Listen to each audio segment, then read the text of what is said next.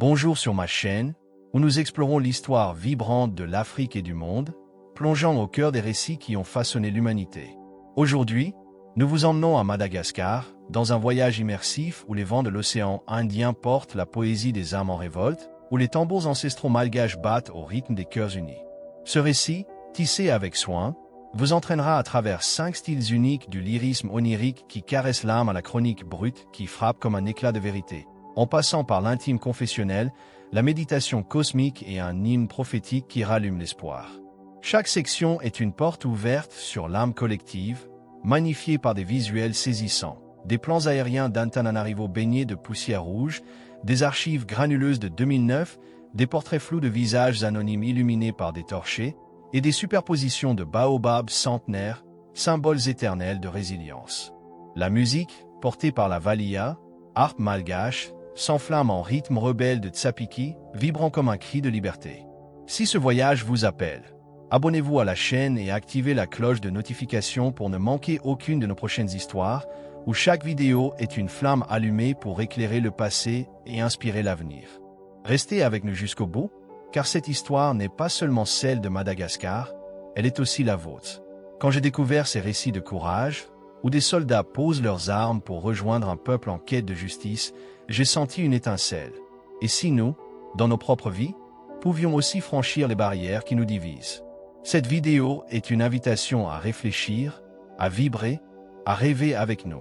Alors, plongez dans ce voyage et laissez-vous emporter par l'hymne des aurores qui naît dans les rues de l'île Rouge.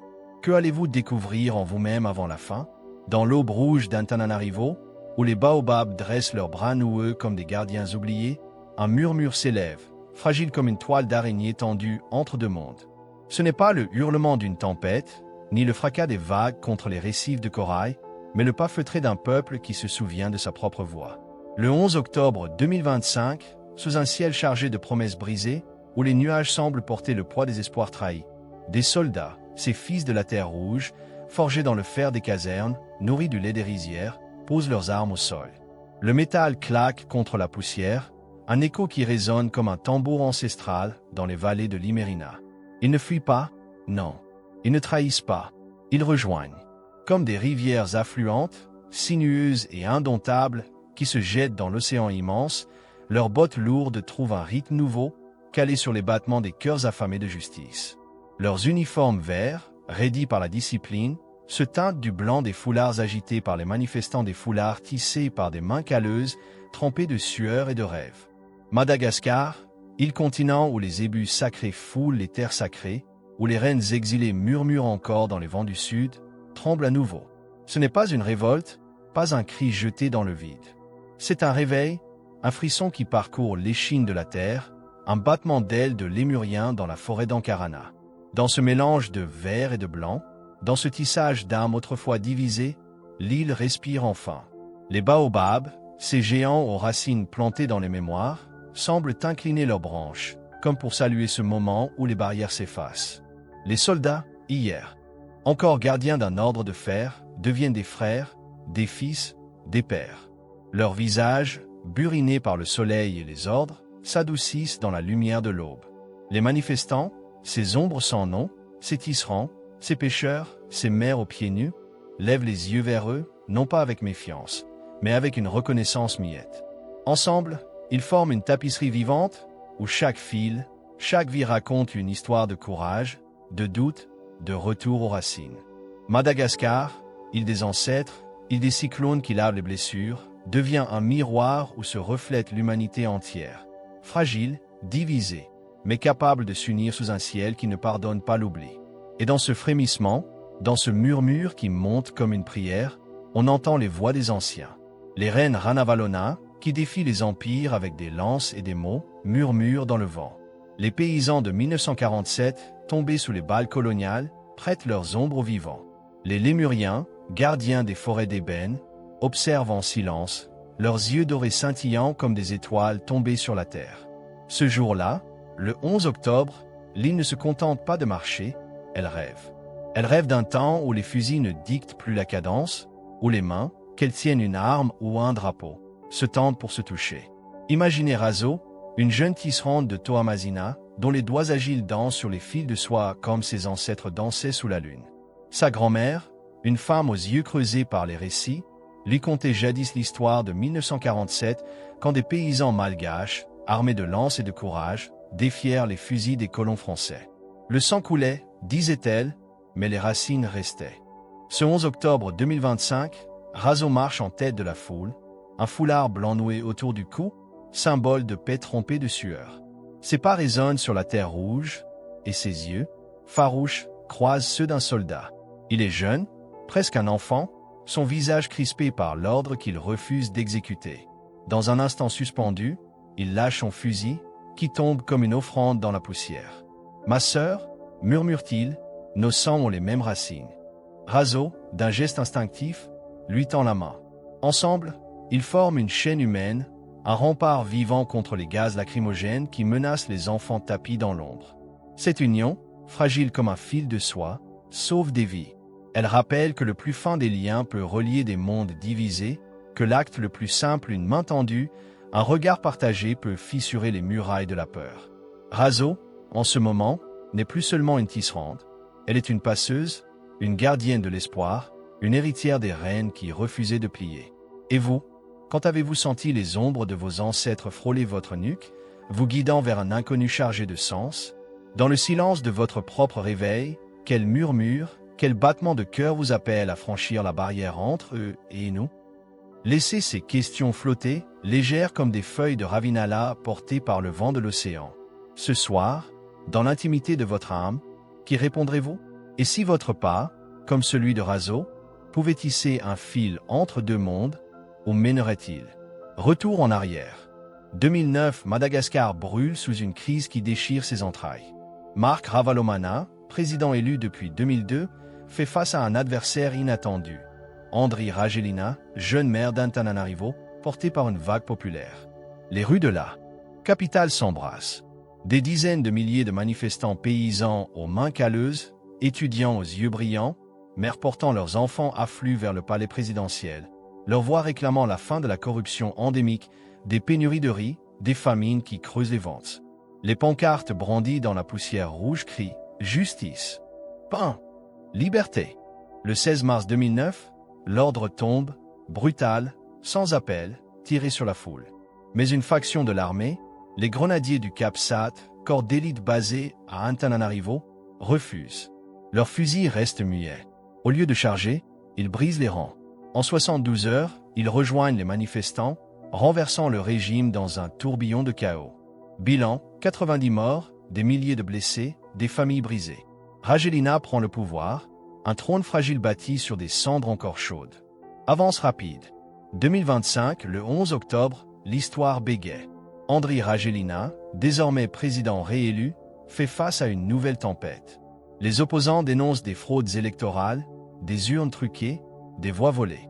Les rues d'Antananarivo s'enflamment à nouveau, comme un écho du passé. Les barricades s'élèvent, faites de pneus brûlés et de planches arrachées. Les gaz lacrymogènes noient les quartiers, leurs volutes blanches asphyxiant les cris de la foule. 10 000 manifestants enseignants, ouvriers, pêcheurs défilent, leurs poings levés défiant le ciel gris. Et puis, l'inattendu. Des soldats du même Cap Sat, ironie du destin, désertent leurs casernes. Pas un par un, mais par dizaines. Leurs bottes résonnent sur l'asphalte, non pas pour réprimer, mais pour escorter. Refusez les ordres de tirer, hurlent-ils, leur voix se mêlant à celle des manifestants. Ils prennent le contrôle symbolique d'une garnison, plantant un drapeau blanc au milieu des fusils. Ce n'est pas un coup d'État, c'est un refus collectif, un cri qui fissure les murs de l'injustice. L'armée malgache, née dans les flammes des résistances anticoloniales de 1895, oscille depuis toujours entre deux visages, l'épée qui tranche pour le pouvoir ou le bouclier qui protège le peuple. En 1947, elle combattait les insurgés aux côtés des Français. En 1972, elle soutenait les étudiants contre le régime de Tsiranana. En 2009, elle renverse un président. En 2025, elle choisit encore, mais différemment. Les soldats du Cap Sat, formés pour obéir, se souviennent qu'ils sont aussi des fils de l'île, nés dans les rizières, élevés sous les baobabs. Leurs uniformes verts, tachés de sueur et de poussière rouge, deviennent des drapeaux d'unité. Les archives montrent des foules de 2009, des visages anonymes hurlant dans la fumée. Les images de 2025 répondent, des soldats et des civils, côte à côte, formant un mur humain contre la répression. L'histoire, comme un tambour, bat la même mesure. Le peuple ne plie pas, et parfois, l'armée l'entend. En 2009, au cœur du chaos, le caporal Tsia, 45 ans, vétéran buriné par des années de service, se tient devant le palais présidentiel. Ses ordres sont clairs, charger la foule, disperser à tout prix. Mais un son perce le vacarme, les pleurs d'une fillette coincée entre les manifestants et une barricade en feu. Ses petites mains s'agrippent à une pancarte déchirée. Tsia, père d'une fille du même âge, sent son cœur se serrer. Il brise les rangs. Sans un mot, il traverse la ligne, soulève la fillette dans ses bras et la porte à l'abri, derrière un mur de pierre. Là, face à la foule, il ôte son casque et crie « Je ne tirerai pas ». Son geste, vu par ses camarades, déclenche une onde.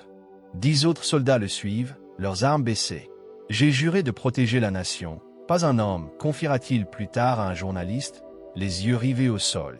Cette mutinerie locale, née d'un instant de compassion, épargne une rue entière du carnage. La fillette, dont le nom s'est perdu dans les archives, devient un symbole anonyme, l'âme d'un peuple que même les fusils ne peuvent taire. Quels fils invisibles, tissés dans le sang et la poussière, relient les balles de 2009 à celles d'aujourd'hui. Si l'histoire est un cercle, où vous trouvez-vous dans sa courbe? Dans les bottes du caporal Tsia, défiant l'ordre pour un éclat d'humanité, ou dans les bras de la fillette, portée par un courage inattendu? Prenez un instant. Dans votre propre vie, quelle crise, quel moment de fracture vous a forcé à choisir entre l'ordre imposé et la vérité enfouie dans votre cœur? Ces questions ne demandent pas de réponse immédiate. Ce sont des pierres jetées dans l'eau, dont les cercles s'élargissent en vous. Écoutez-les. Ces voix qui craquent, comme du bois sec jeté dans un feu mourant. Elles viennent des profondeurs, des ruelles poussiéreuses d'Antananarivo, où le jasmin s'accroche encore au mur malgré la fumée des gaz lacrymogènes. Un grenadier, silhouette massive dans son uniforme vert, s'arrête au bord d'une barricade. Ses mains, habituées à tenir un fusil, tremblent. « Je suis soldat », murmure-t-il, la gorge nouée, comme s'il confessait un péché. Fils d'un paysan qui creusait la terre rouge pour un bol de riz, pour un sourire de ma mère. Une pause. Le vent emporte ses mots, mais il continue, plus bas, presque inaudible. Comment tirer sur elle? Comment tirer sur celle qui m'a appris à marcher? Ses yeux, humides, fixent la foule, et il franchit la ligne, non pas en conquérant, mais en frère. À ses côtés, une enseignante, foulard taché de sang séché, se tient droite, malgré la douleur qui vrille son dos. Elle parle doucement, comme à un enfant qu'on console. Nous n'étions que des ombres, des silhouettes sans nom, des cris sans écho, jusqu'à ce que leurs pas rejoignent les nôtres. Sa voix se brise, un sanglot étouffé, mais elle continue. Quand ils ont posé leurs armes, j'ai vu leurs visages. Pas des uniformes, pas des ordres. Des visages, comme le mien.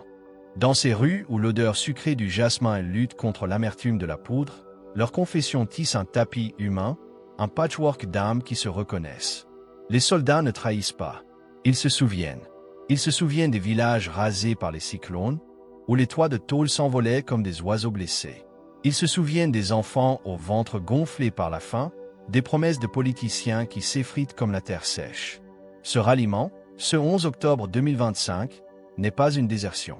C'est une renaissance, un retour à ce qu'ils sont, des fils et des filles de l'île, liés par le sang rouge qui coule sous leur peau, par les rizières qu'ils ont foulées enfants. Une femme, veuve d'un opposant tué en 2009, s'approche d'un soldat. Ses mains, marquées par les années, saisissent l'uniforme vert. Elle ne frappe pas, elle ne crie pas. Elle l'embrasse, un geste si fragile qu'il semble suspendu dans le temps. Enfin, murmure-t-elle, le vert de l'espoir au lieu du rouge du sang. Ces mots, à peine audibles, tombent comme une prière, et la foule autour d'elle retient son souffle, comme si l'île entière écoutait. Chaque voix, chaque craquement, est une histoire. Un pêcheur d'Ankify, qui a vu la mer avaler ses filets, marche aux côtés d'un lieutenant qui a grandi dans le même village. Une étudiante, ses livres brûlés dans les émeutes, serre la main d'un caporal qui lui rappelle son frère. Ces confessions, murmurées dans la nuit, ne sont pas des cris de guerre. Ce sont des ponts, fragiles, tissés de douleur et de vérité. Ils parlent, et l'île les entend. Les baobabs, témoins silencieux, semblent incliner leurs branches, comme pour recueillir ces mots, ces éclats d'âme brisés qui se reforment, plus fortes, dans le feu de l'unité. Fali, 32 ans, infirmière à l'hôpital d'Antananarivo, est au cœur de la manifestation du 11 octobre. Une grenade éclate près d'elle, un éclat de métal lui déchire la jambe. Elle s'effondre, le sang trempant sa blouse blanche. Autour, le chaos, des cris, des fumées, des silhouettes qui courent. Puis, une ombre se penche sur elle. C'est un sergent, celui-là même qui, la veille, suivait les ordres et tirait des grenades lacrymogènes sur la foule. Son visage, marqué par la suie et la honte, est crispé. « Pardonne-moi » murmure-t-il, sa voix tremblante comme une feuille. Il déchire un morceau de son uniforme pour panser sa plaie, ses mains maladroites mais déterminées. « Mon fusil était plus lourd que mon âme. » Fali, malgré la douleur, le regarde. Pas avec colère, mais avec une pitié qui le désarme. Il s'étreigne, un instant capturé par un téléphone tremblant, une vidéo qui deviendra virale. Ce geste, fragile comme une flamme dans la tempête, construit un pont entre bourreau et victime. Il rappelle que la guérison commence par un aveu, par une main tendue au-dessus des cendres. Quelle voix brisée, tapie dans les recoins de votre cœur, attend d'être entendue, prête à transformer une blessure en force. Si un inconnu, celui qui vous a fait mal, vous tendait la main dans un moment de vérité, la saisiriez-vous? Fermez les yeux un instant. Qui, dans votre vie, mérite votre pardon le plus audacieux, celui qui pourrait fissurer les murs de votre propre douleur? Laissez ces questions reposer en vous, comme des braises qui couvent, prêtes à s'enflammer. Cette section utilise un ton confessionnel pour créer une intimité immédiate, comme si le spectateur était un confident, assis au bord du feu. Les visuels rapprochés et les détails sensoriels, Jasmin, suit, mains entrelacées, rendent les personnages tangibles, humains, tandis que les pauses dans la narration laissent l'émotion s'installer, retenant l'attention par leur poids. L'histoire de Fali, avec son arc de rédemption, touche à l'universel, tandis que les questions introspectives, posées comme des invitations personnelles, incitent le spectateur à plonger dans sa propre vulnérabilité, prolongeant l'engagement émotionnel. La musique, douce mais hantée, amplifie cette connexion, faisant de chaque mot une braise qui brûle longtemps dans l'esprit. Regardez plus loin. Au-delà de la poussière rouge des rues d'Antananarivo, au-delà des cris étouffés par les gaz lacrymogènes, il y a un miroir. Un miroir d'étoiles, où l'humanité se contemple, nue, dans sa vérité la plus ancienne. Ce 11 octobre 2025, dans le ralliement des soldats aux manifestants, Madagascar révèle une vérité cosmique. Cette île, berceau des 18 ethnies, où les rizières chantent sous les pas des ébus et où les baobabs gardent les secrets des siècles, est plus qu'une terre. C'est un poème vivant, écrit dans le sang et la sueur, un poème où les reines Merinas du 19e siècle, avec leurs lances affûtées et leurs proverbes plus tranchants encore, défient les empires. Elle nous enseigne une loyauté fluide, une fidélité qui ne s'attache pas aux couronnes ou aux fusils, mais à l'âme collective qui pulse sous la terre rouge. Les soldats qui posent leurs armes ce jour-là, qui marchent aux côtés des foulards blancs, ne rompent pas un serment. Ils en honorent un plus ancien, gravé dans le sang des ancêtres, dans les os des paysans tombés en 1947, dans les murmures des Lémuriens qui veillent dans les forêts d'Ankarana. Comme Akhenaton, le pharaon d'Égypte antique qui brisa les idoles pour élever un soleil unique, ces hommes choisissent la lumière du peuple, sur l'ombre froide du pouvoir. Leurs bottes, alourdies par la discipline, s'allègent dans la poussière des rues, comme si l'île elle-même les portait. Et si la répression de 2025 n'était qu'un verset dans le grand livre des cycles, un chapitre parmi tant d'autres, où l'humanité, tel un astre, tourne entre chaos et rédemption. Le Rova d'Antananarivo, palais royal incendié en 1995, se dresse comme un symbole. Ces murs effondrés, baignés par la lumière de la lune, ne parlent pas de faim, mais de mémoire. Des cendres n'est toujours un récit. Les pierres brisées murmurent, ce qui tombe peut se relever, ce qui brûle peut éclairer. L'armée malgache, à ce moment précis, n'est pas un mur de fer, mais un fleuve. Un fleuve tumultueux, né dans les hautes terres, qui coule vers la mer de la justice, emportant les tyrans dans son courant, dissolvant leurs chaînes dans l'écume. Chaque soldat qui rejoint la foule est une goutte dans ce flot, chaque manifestant un affluent, et ensemble, ils redessinent le cours de l'histoire. Madagascar, île continent où les étoiles semblent plus proches, où les constellations tracent des proverbes dans le ciel, nous invite à lever les yeux. Ce ralliement n'est pas seulement un événement, un fait consigné dans les archives. C'est une parabole, un reflet de l'éternel combat de l'humanité pour se souvenir d'elle-même. Les 18 ethnies Murina, Betsimisaraka, Sakalava ne sont pas des fragments, mais des étoiles dans une même galaxie, unies par un fil invisible. Les soldats et les manifestants, dans leur étreinte fragile, rappellent que la loyauté véritable n'est pas un serment prêté à un drapeau, mais un pacte avec l'âme collective, avec les générations qui ont foulé la terre avant nous, avec celles qui marcheront après. Dans ce miroir d'étoiles, Madagascar nous montre que l'histoire n'est pas une ligne droite, mais une spirale, un retour éternel vers la lumière. Au XVIIe siècle, la reine Ranavalona Iyer, figure de fer et de vision, régnait sur un Madagascar menacé par les ombres coloniales.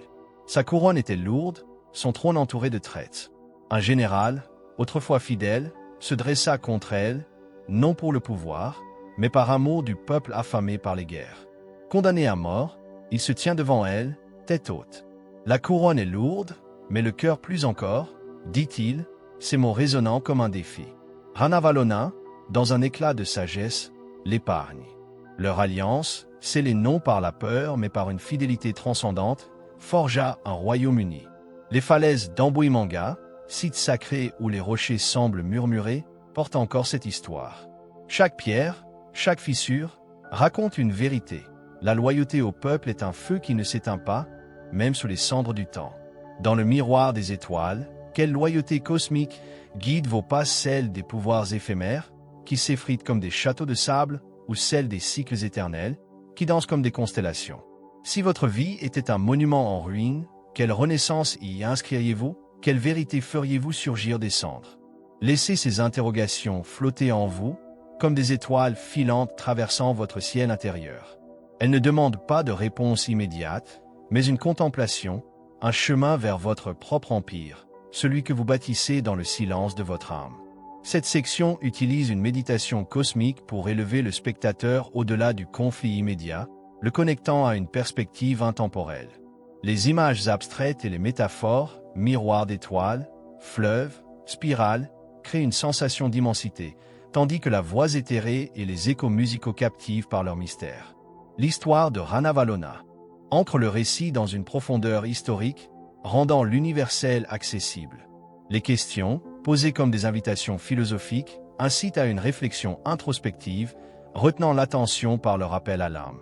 La musique et les visuels, oscillant entre terre et ciel, prolongent l'immersion, faisant de chaque instant un voyage contemplatif. Regardez plus loin que la poussière des rues, dans ce ralliement, l'humanité se reflète comme dans un miroir d'étoiles. Madagascar, berceau des 18 ethnies, terre où les reines Murina du XIXe siècle défient les empires avec des lances et des proverbes, nous enseigne la loyauté fluide. Les soldats qui rejoignent ne rompent pas un serment. Ils en honorent un plus ancien, gravé dans le sang des ancêtres. Comme le pharaon Akhenaton d'Égypte antique, qui brisa les idoles pour un soleil unique, ces hommes choisissent la lumière du peuple sur l'ombre du pouvoir. Et si la répression de 2025 n'était qu'un chapitre dans le grand livre des cycles, le Rova, palais royal incendié en 1995, symbolise cela, des cendres naît la mémoire. Ici, l'armée n'est pas un mur, mais un fleuve, elle coule vers la mer de la justice, emportant les tyrans dans son courant. Au cœur du XVIIe siècle, la reine Ranavalona Iyer, monument vivant de férocité et de vision, exécute des traîtres mais épargne un général rebelle qui rallie son trône par amour du peuple. La couronne est lourde, mais le cœur encore plus, lui dit-il. Leur alliance forgea un royaume uni, laissant une trace.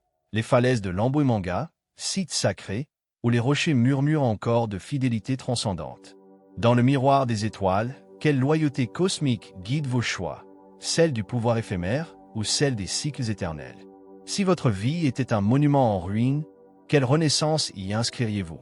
Laissez ces interrogations danser comme des constellations. Elles illuminent le chemin vers votre propre empire intérieur. Et maintenant, levez-vous. Le 11 octobre 2025 n'est pas une date gravée dans la pierre, un simple jalon dans les annales poussiéreuses. Non, c'est un commencement, une aurore qui déchire le voile de la nuit. Dans les rues d'Antananarivo, où la terre rouge bat comme un cœur sous les pas des vivants, soldats et manifestants se tiennent côte à côte, forgés dans le creuset ardent de l'île. Il proclamait, d'une voix qui fait trembler les baobabs et vibrer les vagues de l'océan, l'avenir n'appartient pas aux fusils, aux ordres aboyés dans l'ombre, mais aux mains tendues, aux doigts entrelacés qui refusent de lâcher. Ce jour-là, Madagascar, terre des lémuriens sages aux yeux d'or, terre des cyclones qui lavent les blessures et des rizières qui nourrissent les rêves, lance un appel. Un pacte sacré, tissé dans les fibres de l'âme collective. Que chaque refus d'un ordre injuste soit une graine plantée, une promesse de moisson de paix. Les chefs d'État, avec leurs palais de verre et leurs promesses creuses, passeront. Ils s'effaceront, comme les rois Merina dont les tombes sacrées veillent sur les collines d'Amboimanga, leurs noms murmurés par le vent. Mais les récits de courage, eux, ne s'effacent pas. Ils s'enracinent, comme les baobabs qui défient les siècles, comme les proverbes malgaches qui dansent sur les langues des anciens. Ces soldats, ces manifestants, ne sont pas seulement des corps en mouvement dans la poussière rouge. Ce sont des poètes, des griots d'un temps nouveau, dont les voix écrivent une épopée que les étoiles elles-mêmes écoutent. Leurs pas, leurs cris, leurs silences sont des versets d'un chant plus grand, un hymne qui dit « L'humanité n'avance que lorsque ses gardiens ceux qui portent l'uniforme, ceux qui brandissent le drapeau deviennent ses poètes, ses visionnaires, ses bâtisseurs d'aurore. » Joignez votre voix à ce cœur. Madagascar, île continent où les vagues murmurent des vérités anciennes, nous convoque tous. Pas seulement ceux qui marchent sous son ciel, mais vous, spectateurs, où que vous soyez, dans vos villes de béton ou vos villages de terre. Ce ralliement n'est pas une histoire lointaine, un drame confiné à une île au bout du monde. C'est un feu, une étincelle qui peut s'allumer en chacun de nous. Chaque refus d'injustice, chaque main tendue, chaque pas vers l'unité est une note dans cet hymne. Levez-vous, chantez avec eux, car l'histoire n'est pas un fardeau porté par d'autres. Elle est à nous, à vous, à bâtir, à façonner, à illuminer. Dans les rues d'Antananarivo, dans les éclats de rire des enfants qui dessinent des soleils, dans les vagues qui frappent les falaises, Madagascar crie. Le monde change lorsque les cœurs se rejoignent. Vision d'avenir, 2030. Une jeune soldate, Ando, 27 ans, se tient sur une colline d'Antananarivo, là où la terre rouge rencontre le ciel. Inspirée par le 11 octobre 2025, elle a vu des soldats et des manifestants défier la peur, marcher ensemble sous un ciel de feu. Cette image l'a transformée. Elle fonde une académie de paix, un lieu où d'anciens manifestants, leurs foulards encore tachés de sueur, enseignent aux côtés d'officiers aux uniformes usés. Les casernes, autrefois murs de fer, deviennent des jardins où poussent des manguiers et des rêves. Nous avons marché nus sous les balles, dit Ando, sa voix ferme comme la pierre, pour que nos enfants marchent libres sous les étoiles. Son legs est un monument, sculpté dans la pierre rouge de l'île, gravé des mots des ombres aux aurores. Les pèlerins, jeunes et vieux, viennent y jurer fidélité, non à un drapeau ou à un trône, mais au peuple, à l'espoir qui refuse de plier. Ce lieu devient un phare, un rappel que chaque pas vers l'unité est une victoire sur l'ombre. Quelle aube prophétique attendez-vous, tapis dans les replis de votre propre cœur, pour rallier vos combats intérieurs? Si demain, un appel à l'unité, vibrant comme un tambour, retentissait dans votre rue, quel pas audacieux franchirez-vous en premier? Portez ces questions comme un flambeau, un feu qui éclaire vos doutes et vos espoirs. Laissez-les brûler en vous, car elles sont l'étincelle d'un avenir que vous pouvez écrire. Madagascar, avec ses lémuriens sages et ses vagues indomptables, nous le crie. Le monde change, il se transforme, il s'élève, lorsque les cœurs, un à un, choisissent de se rejoindre. Les vagues de l'océan Indien s'écrasent contre les falaises de Madagascar, leur murmure accompagnant les crédits qui roulent, tandis qu'un texte scintille à l'écran. L'histoire n'est pas finie. Elle est à nous. Mais avant de partir, rejoignez notre voyage. Abonnez-vous à la chaîne pour ne manquer aucune de nos histoires enflammées, et si cette plongée dans l'âme de Madagascar vous a touché, mettez un pouce bleu pour faire briller cette lumière plus loin. En commentaire, partagez ce qui vous a ému, ce qui vous a marqué, ou posez-nous vos questions, nous sommes là pour explorer ensemble.